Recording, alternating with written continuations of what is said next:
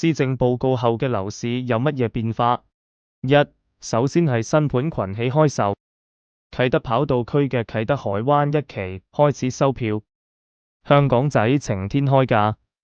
大埔白石角 University Hill 第2 A 期下星期就開始推盤。二、租金會上升，11月起在港就讀嘅全日制非本地研究生可以兼職嘅限制會被暫時免除，試行2年，咁可以增加更多勞動力入市場，吸引更多內地學生嚟香港讀書，可能會導致租金上升。三、更多資金來港，專才置業先免後徵，加上 BSD 新住宅印花稅減半至 7.5%， 令更多外來資金願意喺香港買樓，主要係內地資金。四、舊居屋成交量上升，居屋按揭擔保期增至50年，最長可以還款30年，可能令舊居屋嘅成交量增加。五、市場購買力增加，買家印花稅 BSD 以及新從價印花稅減半至 7.5%， 換樓嘅負擔減少，市場多咗一批買家。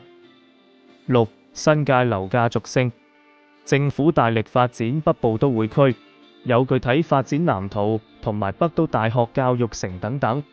新界西北同新界北嘅樓價都有機會上升。